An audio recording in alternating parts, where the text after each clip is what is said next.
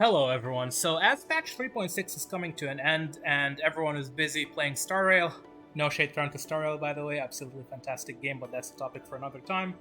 I wanted to take this opportunity in order to make a quick video where I share my thoughts, my opinions, and my review of Baizhu as a character, and talk about how I think there is a lot more to this doctor than what meets the eye, and why he might be one of the most future-proof characters in Genshin later on in the game, especially as Fontaine rolls out.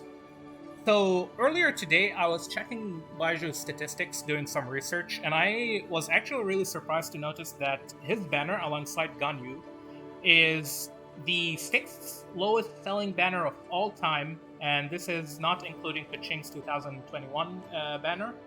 And it is the seventh lowest selling banner of all time. Again, this is including Ganyu, which means two characters, which means Baizhu individually sold less than what would appear on the stats, or on the graph, rather. It is the seventh lowest selling banner of all time, including Kaching. And that really did surprise me, because Baizhu as a character, I do think he is extremely popular. This guy has existed since 2020, back when the game first came out in patch 1.1. Well, technically he existed long before that. He has been in the game since the beta. But what I'm trying to say is that he has been in the game for a very long time. We are in 2023 right now, and Baizhu has been in the game since the very first Liwi Arc Conquest, and a lot of people have been waiting for him for a very, very long time. So, why did his banner do so poorly? That is the first question that came into my mind, right? Why did Baiju's banner do so poorly? Is Baizhu bad? Is something wrong with the banner itself? Are the 4 stars probably not appealing enough? Well, that's not really a logical conclusion, because 4 stars rarely dictate the sales of a banner. Like, so a bad 4 stars generally do not affect the sales of a banner, as we have seen before. And good 4 stars, they do affect the sales of a banner. That being said, they do not boost it or depress it by a lot. So back to the main question, why did Baiju's banner do so poorly? Well, there were 3 potential major theories that came to my mind. The first is that people do not like Baiju's gameplay / character, perhaps. I can eliminate the character part and talk about it later. Focusing just raw on the gameplay, I am not sure if that is really a valid reason. And I say this because Baizhu is a pure healer. He is a pure support. Now, you can build him in a way or in a fashion where he does damage. You can build him with Dendro, crit, and attack, and then have him be the main DPS, the main driver, and he does work. Funny story, a funny tangent story, funny sideway. I wasn't actually intending to pull on Baizhu, which is ironic considering that I'm making a video talking about how I'm surprised that Baizhu didn't sell that well, but back to the main point. I wasn't really intending to pull on Baizhu. The way I got Baizhu in the first place is through the fact that I was pulling for C6 Kave, and I said to myself, I really like Kave, I want to get C6 Kave. Now, whether that was a good idea or not, I will talk about it later, probably in a future video, because I do have my own really strong opinions about Kave, but I'll talk about that later. And along the way, as I was pulling Kave, I said to myself, if I do get some Baizhu copies, I do get them, and I did. I got 2 along the way, which is usually... Well, I got 3 5 stars, and that is the average of... the first one was Kaching, and then 2 Baizhus. That is the average 5-star rate that you would get when pulling for a C6 4-star. But anyway, yeah. Why did Baizhu do so poorly? He's a pure healer. And the other pure healer, pure support 5-star that came out in Genshin is Kokomi. And funny enough, I'm not sure of her exact ranking. Kokomi's banner is also one of the lowest ranking banners of all time in terms of sales. So one could say Baizhu sold really poorly because he is a healer, and people want characters that do damage. Baizhu doesn't do damage, therefore he did not sell. Now, this theory is valid, and it could be true. But I don't think it is the major cause of his banner sales being so low. And the reason I say this is because as a healer, yes, Baizhu doesn't do damage, but his supportive utility is really high. And I do not want to insult most of Genshin Impact's player base by assuming that they have no clue how his passives work and how his abilities work and his synergy with artifact sets like Noblesse and Deepwood Memories, depending on where you want to build him, even instructors, depending on which teams you want to use him in. And I'm going to assume that most people realize that he has very good supportive capabilities and, well, I don't want to say insane, but like above average damage boosting capabilities. In addition to him being Dendro, an off-field Dendro applier, which is extremely valuable.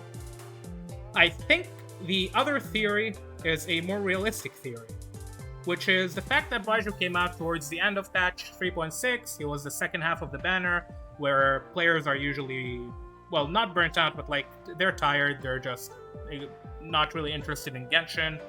The patch itself, the first phase of the patch was really good, but the second phase has been quite boring. It's a batch patch. But additionally, Honkai Star Rail came out, which I mentioned earlier in this video. And Honkai Star Rail might have, well, this is the prevailing theory right now, might have drained the wallets of most players, right? Because most people are going to be pulling for Seele, or Zila as they call her, saving for Jingyuan, saving for a future character like perhaps Kafka or Blade. And they did not want to spend money on Baizhu, or they did not want to spend Primogems on Baizhu, they did want to spend like their pulls on a healer. Rather, they want to get a new cool character from a new cool game, right? And honestly, that theory is fair. It's fair enough. And it is very valid, and I do think that it is a major contributor in Baizhu's low sales. That being said, there is a third theory which I find really funny, and if it's true, that would be absolutely hilarious.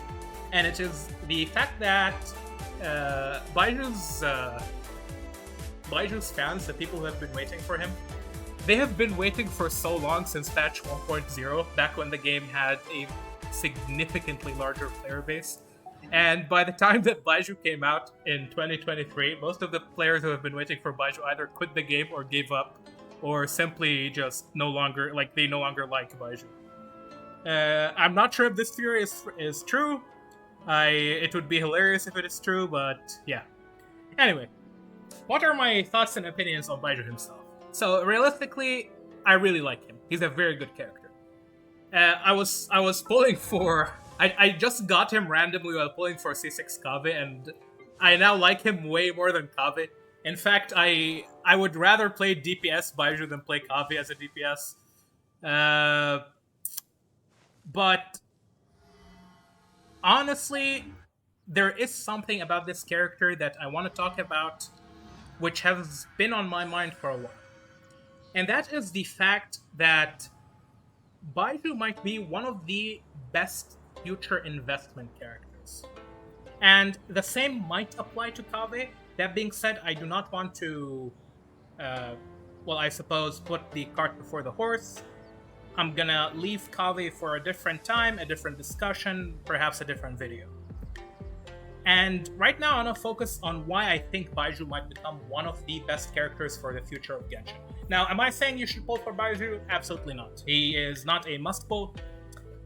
Pull him if you like him, pull him if you think he's going to be good for your account, pull him if his character is something that appeals to you. Personally, I think his character is good. I like his gameplay, as simple as it may be. So one of the reasons why I think Baiju's value is only going to keep growing as the game's lifespan moves forward is because Hoyoverse has a history of releasing characters like Kazuha, Kokomi, Kuki Shinobu, and to a lesser extent Toma, I suppose, that have strengths that might not be obvious to the player base at first sight, or have strengths that are designed towards future goals. And I'm going to talk about that later in the video. But going back to the examples of Kazuha and Kokomi, when they first came out, their banners did not sell that well. Even Kazuha, even though he's one of the best characters in the entire game, his banner did not sell that well. As the game moved on, people realized their niches, realized their strengths, and began utilizing those strengths in order to build really powerful team comps. As for characters like Thoma and Kuki Shinobu, when they first came out, players struggled to find any value in their kit, especially find value that did not exist in other characters through more meaningful means. That being said, when Dendro was released, players really quickly realized that they were very, very well synergistic with Dendro. Thoma had the shielding in order to protect you from Dendro's, or specifically Burgeon's, self-damage, in addition to having his ult consistently proccing Burgeon reactions, while Kuki Shinobu's Elemental Mastery healing scaling allowed her to not only heal, but also function as a Hyper Bloom trigger, a very effective Hyper Bloom trigger, in fact, as well. If we look at the trend of characters that have come out recently, characters like Dia, characters like Kave, characters like Baizhu, they are characters that are very heavily focused around survivability. And there are other examples of this. Not as recent as Baizhu, Dia, and Kave, but if you look at the release history of characters, you have Baizhu, you have Kave, you have Mika, you have Yao Yao, right? And then you have, if we go far enough, a character like Layla. I don't want to go before Layla because then I would honestly be going too far. And in terms of development, that would not be realistic in terms of like the development process of Genshin Impact. But if we go as far as Layla, and then look at the defensive characters that have come out recently, we have 1, 2, 3, 4, 5, 6, 7 defensive characters out of the 9 that have come out. And that begs the question, why? So, I do think, and I say this with quotation marks, that Genshin Impact is moving towards a more defensive meta. And that can be noticed not only with the release of characters like Baizhu, but also with the release of new enemies like the Consecrated Beasts in Sumeru. They're the annoying enemies in the Spiral Abyss, the ones that one-shot you. And I have a feeling that with Fontaine, especially considering that Hydro is the element of HP, if you go and look at the Hydro Resonance, what does Hydro do? It's essentially the element that boosts your HP. And Hydro characters tend to be also characters that, well, I don't want to say they are healers, but they are characters that focus on survivability, because you have characters like Barbara that scales with HP, she heals. Characters like Kotomi scales with HP, she heals. Characters like Yelan scales very heavily with HP, she's very tanky. Characters like, what's her name? Nilu, she scales very heavily with HP, again, very tanky. Singsho, same deal. He doesn't really scale with HP, but he benefits from HP, and his best-in-slot weapon is the Jade Cutter, which again gives him HP scaling indirectly, in addition to the fact that his passive reduces damage, and that skill and the healing from that scales with HP.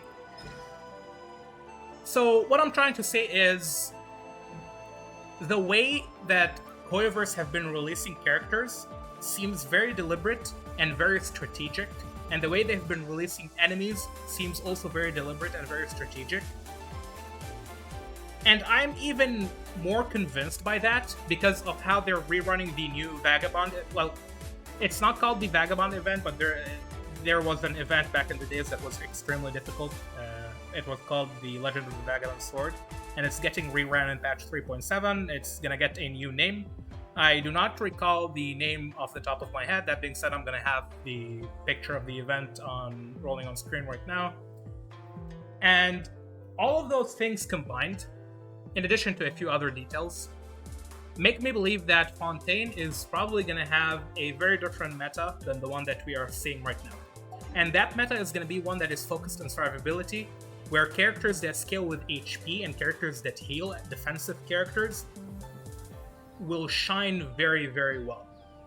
And this is significant for Baizhu because Baizhu is not a character that only heals, he's also a character that has some damage. Like, here's the thing. His best-in-slot weapon I'll talk about it later, but it provides him with damage percentage. He has a passive that gives him damage percentage over here, and he buffs his team. Provides the active character that has his shield with reaction damage bonus, specifically Dendro reaction damage bonus. Characters like Baizhu, who not only are focused on survivability, but can boost damage through artifact sets like Deepwood Memories, Noblesse, and Instructors, in addition to his second Ascension passive, are going to shine really well in a meta where survivability is important. And that brings me to the end of this point, which is really just me saying that perhaps people who pulled Baizhu are going to be very happy with him later on. So I do want to talk about Jadefall Splendor, Baizhu's weapon, his best in slot. It is a good weapon on Baizhu, but it's not a weapon that I would recommend people to pull. For many reasons. The biggest reason is because this weapon is just a glorified version of the Prototype Amber. It's literally just Prototype Amber, but $200, which, in other words, reduces its value significantly because free-to-play players can run Baizhu on Prototype Amber, or run him on something like Wandering Evenstar, or even Thrilling Tales of Dragon Slayers in an Aggravate team to buff Keqing and Sino. But back to the main point, this is a glorified Prototype Amber, and it is a relatively high base attack weapon, which is not really good for Baizhu, at least not now. Maybe in the future this might change, but it's not good right now because what Baizhu wants is he wants to reach the 50,000 HP threshold for his second Ascension passive buff. And when your weapon is a high base attack weapon, your substat is going to be lower. So if we look at something like the Jade Cutter, it is the lowest possible base attack for a 5-star weapon at 542, which means the substat, the crit rate, is going to be really, really high. And ideally, you would want something like that. And I believe the Aqua Simulacra, which is Yelan's weapon, it has this condition, it fulfills that condition where it gives a lot of crit damage, but a low base attack because Yelan herself does not care about attack. Same thing should be about Baizhu, at least in a support build. For the passive, again, it's literally just Prototype Amber except glorified. So would I recommend pulling on this weapon? I highly do not recommend, especially not during this banner cycle, because it's being rerun with Amos Bow, and Amos Bow is a joke if you're not running it on Ganyu. Baizhu himself, very good character. His attacks are super short range. That being said, unless you're playing him as a main DPS, it doesn't really matter. This is not an issue. And even then, his attacks are slightly smaller than Hazo's in terms of range, which is not that terrible.